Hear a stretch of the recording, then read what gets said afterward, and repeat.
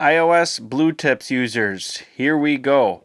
So on iOS, it's a little bit easier than Android. There aren't as many specific settings that we need to be concerned about. So initially, you're going to want to head to the App Store and download the BlueTipz app. We already have it pulled up here. So I'm going to click it, and let's just install that. It's a free app, so never pay for any of this. It's BlueTipz by Deep Freeze, and we're going to open the app. And upon opening, you're going to be led into a couple different questions here. BlueTipz would like to send you notifications. Obviously, allow that one. And once we click the scan button, which is the big center circle on the home screen, reads on and off.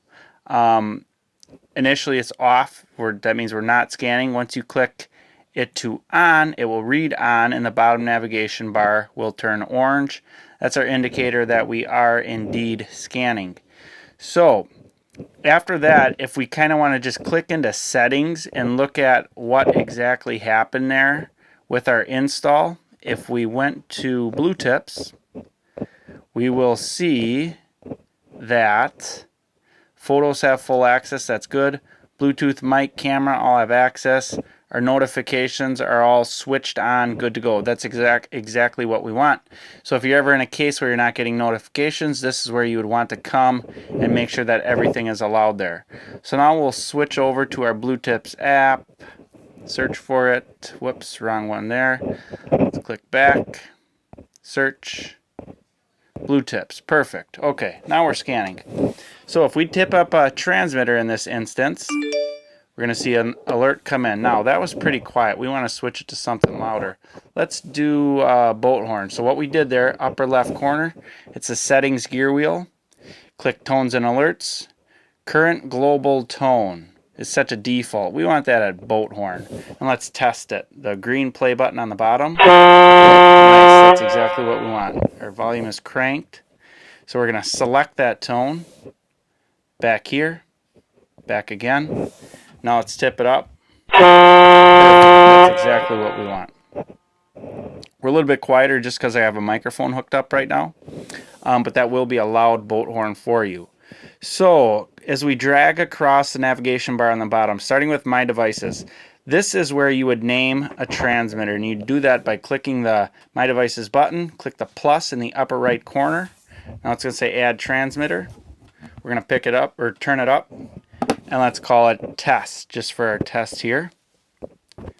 Perfect, we're done. There it is, it tells you what your current tone is. If we wanted to switch that, we could select the tone to be, let's do loon. Select, and now you're going to see it read test, loon. Tip it up. There we go.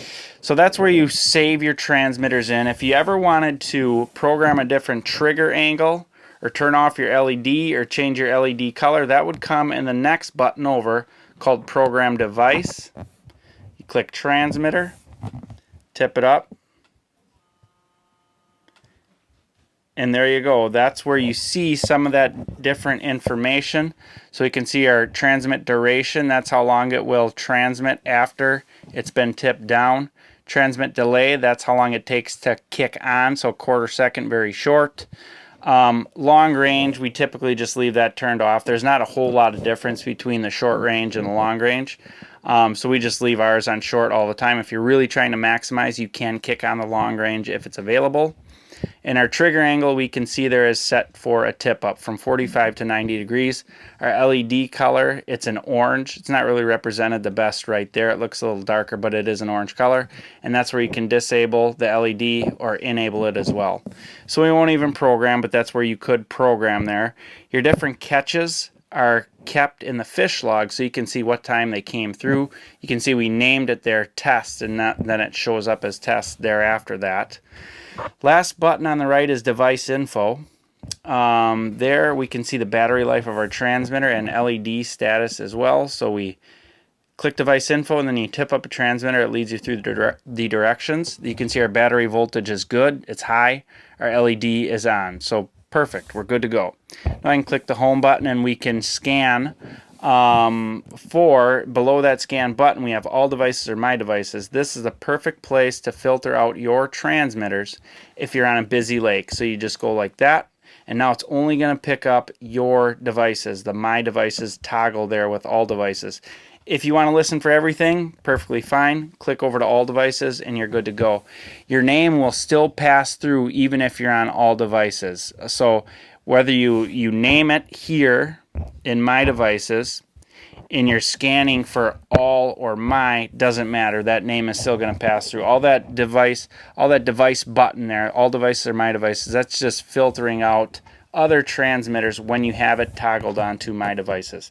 Definitely not required though. The other thing I want to mention that is not required is this no receiver connected tap to pair at the top of the screen underneath the BlueTipz logo, or sorry, underneath the Deep Freeze logo. Again, that's not required. What it does though is 2021 and thereafter on our receivers, we have a switch that allows you to monitor the battery and to report the ambient temperature every 15 minutes. So what that does is if you have a reading coming from less than 15 minutes ago, you know that your receiver is still online. So that's a good way to make sure that your receiver is still online. If we're not doing this, is it going to harm anything? No, it's just an extra feature we added in there for you guys. And if you want to get rid of that logo at the top because you just don't like how it looks up there and you want to forget about it, click the gear wheel in the upper left corner and then hide receiver on home screen. We're going to enable that to hide it, and now you can see there's nothing up there.